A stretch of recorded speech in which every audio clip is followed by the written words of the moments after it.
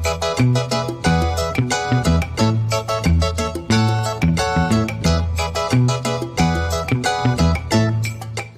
Hello scholars, हम army public school class 4 EVS chapter 1 जिसका name क्या है हमारा फैमिली एंड रिलेशनशिप कर रहे थे।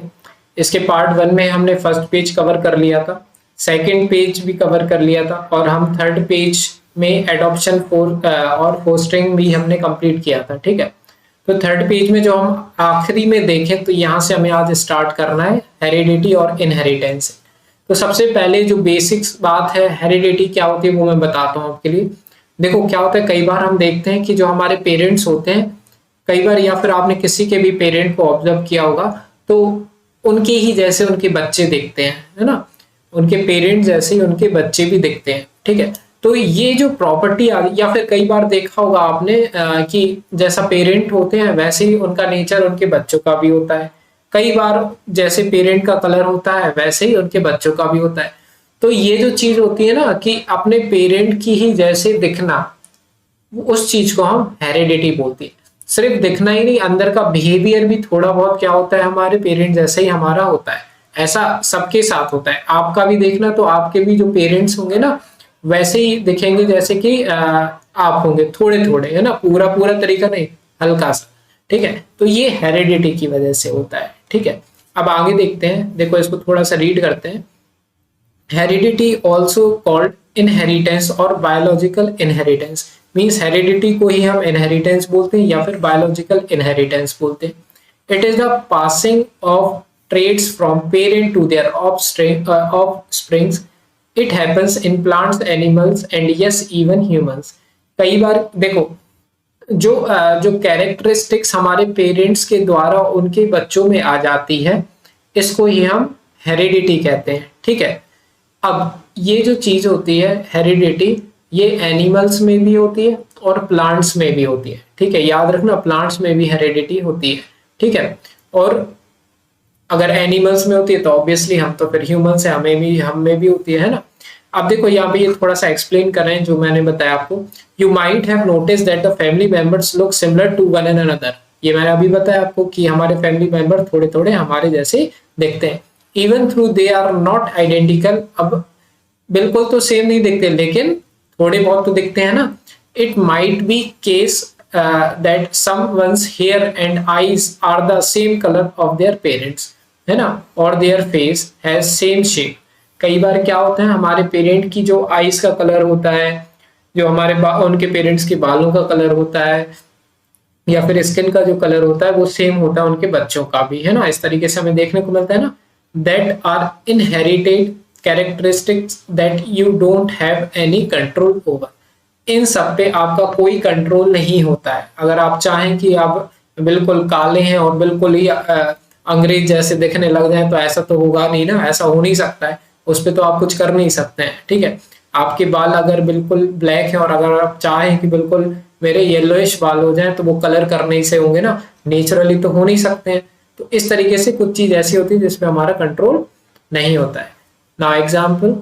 Example of inherited characteristics in humans, है ना, ह्यूमंस में देख रहे हैं। Some characteristics that are pass down parent to their child human include. कुछ क्या क्या कैरेक्टरिस्टिक्स हो सकती है जो हमारे पेरेंट से हम में आ सकती है। पहला है आई कलर, है ना, आंखों का कलर, हेयर कलर, बालों का कलर, स्किन टोन, है ना, स्किन का कलर, ब्लड ग्रुप्स, है ना, freckles, dominant hands, dimples, hair line shapes. ये सब बहुत सी बातें हैं जो हमारे पेरेंट से सेम हमारे अंदर आ सकती हैं। ठीक है, ये इनहेरिटेड या फिर इनहेरिटेड क्या करें कैरेक्टरिस्टिक्स कहलाती है ह्यूमन की। आगे बढ़ते हैं। Some of these can be seen physically, like color of your eyes or whether you have freckles. Other are invisible to the human eye. That your blood will look the same as anyone else, even if you have different blood group. कुछ तो ऐसी चीज होती है जो हमारे physically हमें देखते ही साथ पता चल जाती है कि तुम आंखों से देखोगे तो पेरेंट और बच्चों में थोड़ी सिमिलरिटी देख लोगे। ठीक है, लेकिन कुछ ऐसी चीज होती है जो कि ऑब्जर्वेबल नहीं होती है ना, कुछ अलग अलग होती है। जैसे कि हमारा ब्लड ग्रुप, अब सबका ब्लड रेड ही कलर का होता है इसी में लेकिन अगर इंटरनली उसकी अपन क्या करें, केमिकली जांच करें ठीक है। तो हमें किसी का वो अलग अलग रहता है ना, किसी का O पॉजिटिव, किसी का A, किसी का B, किसी का AB, तो ये वो बात कर रहे हैं, ठीक है। कुछ चीज फिजिकली हम देख के ही पता कर सकते हैं और कुछ चीज केमिकली या फिर हमें आंखों से देख करके हमें नहीं आती है समझ में। नेक्स्ट टॉपिक पे आते हैं, फैमिली वैल्यूज, ठीक है। अब फैमिली की क्या वैल्यूज होती है तो हमें सबको पता है कितना इंपॉर्टेंट रोल प्ले करती है फैमिली हमारी लाइफ में, है ना। सबसे पहले यहाँ लिखा हुआ है, our family is a centre of all family, our home is a centre of all family activities, है ना। होम ही में तो करते हैं हम सारी फैमिली एक्टिविटीज, है ना, रोड पे थोड़ी ना करते। We learn many basic values from our family such as following, हम अपनी फैमिली से बहुत सारी बेसिक वैल्यूज सीखते हैं, है ना। जैसे we learn love care and support each other at home, हम सीखते हैं अपनी फैमिली में कि हमें सबसे प्यार से बात करनी चाहिए, केयर करनी चाहिए एक दूसरे की, ठीक है, और सपोर्ट भी करना चाहिए एक दूसरे का। We learn to share our problem and happiness with each other, हम अपनी खुशियां और अपने प्रॉब्लम्स भी फैमिली के साथ बांटना सीखते हैं। We learn about our family tradition and culture, हमारी फैमिली तो हमें सिखाती है कि हमारा कल्चर क्या है, हमारा ट्रेडिशन क्या है। We learn about the importance of self discipline, etiquettes and respect for elders, ये सारी जो भी अच्छी अच्छी बात होती है ये हमें कौन सिखाता है, हमें फैमिली तो सिखाती है। फिर आगे देखते हैं, we learn not to fight, family हमें बताती है कि हमें लड़ाई नहीं करनी चाहिए, ना ही हमें एब्यूजिव लैंग्वेज बोलनी चाहिए, या फिर हमें किसी की कोई चीज चुरानी नहीं चाहिए, या फिर किसी को मारना नहीं चाहिए। ये सारी चीज हमें फैमिली बताती है ना। We learn to help needy people, हमें हेल्प करनी चाहिए जो भी नीडी पीपल की, और हमें अच्छे तरीके से बिहेव करना चाहिए, किससे, प्लांट और एनिमल से, ठीक है। इसके बाद लिखा है, family provide love affection warm and protection to its member, जो हमारी फैमिली होती है, जैसे कि आपकी फैमिली में पापा मम्मी होंगे ना और भाई बहन होंगे, तो ये सब हमें क्या प्रोवाइड करवाते हैं, पहली बात तो हमें वार्म प्रोटेक्शन प्रोवाइड करवाते हैं कि, है ना, हमें एक तरीके से प्रोटेक्ट करके रखते हैं बाहर वाली दुनिया से, ठीक है। क्योंकि फैमिली नहीं होगी तो सोचो आपको क्या होगा, बहुत बुरी हालत हो जाएगी। We depend on our family for all type of support, obviously हर लगभग आप सोचो क्या चीज है जो आप बिना फैमिली के कर सकते हो, ठीक है। अगर फैमिली नहीं होगी तो आप स्कूल ही नहीं जा पाओगे, ठीक है, क्योंकि वहां की फीस कौन भरेगा, तो फैमिली ही भरती है ना, पापा मम्मी भरते हैं, ठीक है। हर चीज हमें कौन देती है, फैमिली देती है, लव देती है, cherish our family, without our family our life will become very difficult, obviously अगर हमारी फैमिली नहीं होगी तो हमारी लाइफ क्या हो जाएगी, बहुत ज्यादा डिफिकल्ट हो जाएगी, बहुत ज्यादा, ठीक है। आगे देखते हैं next topic, animal and there young once, animal और उनके बच्चे, है ना। जैसे ह्यूमन बींग्स क्या करते हैं, अपने बच्चों का ख्याल रखते हैं, इसी तरीके से एनिमल भी तो रखते होंगे, है ना, रखते हैं। जैसे आपने देखा होगा डॉग जो होता है वो अपने बच्चों का कितना अच्छे से ख्याल रखता है, मीन्स जो डॉग तो हर जगह मिल जाते हैं ना, इसलिए मैं बोल रहा हूँ, ठीक है। Just like human beings animal also give birth to the young ones, है ना, जैसे ह्यूमन बींग्स देते हैं बच्चे को जन्म, उसी तरीके से एनिमल्स भी अपने बच्चों को क्या देते हैं, जन्म देते हैं, ठीक है। दे वो भी अपने बच्चों को क्या करते हैं, लव करते हैं, केयर करते हैं उनकी, है ना, अपने बच्चों की।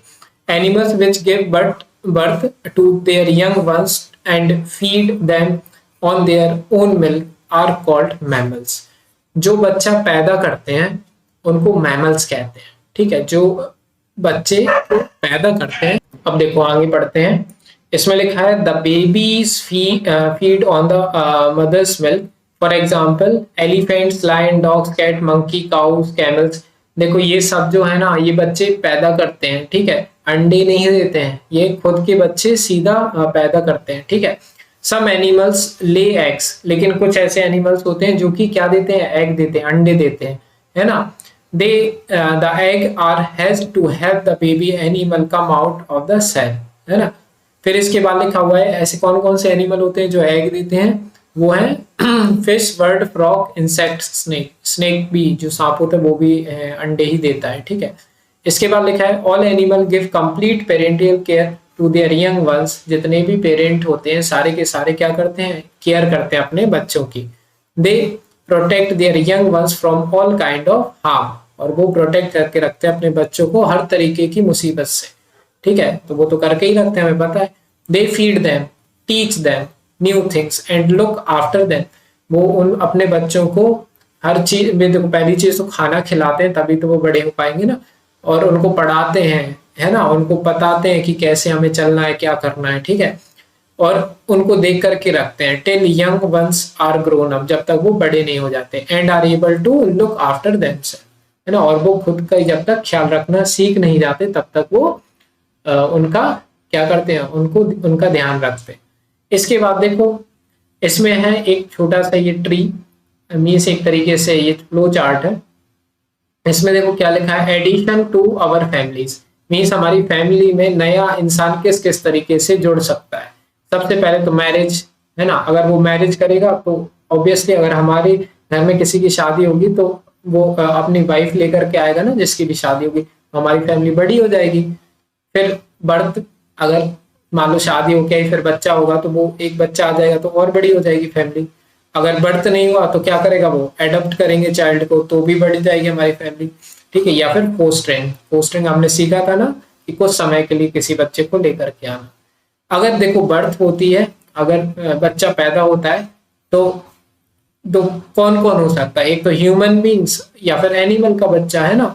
अब ह्यूमन बींग का बच्चा होगा तो वो बच्चा क्या करेगा, मतलब ह्यूमन बींग्स तो अंडे देते नहीं है ना, वो तो सीधा give birth to their babies.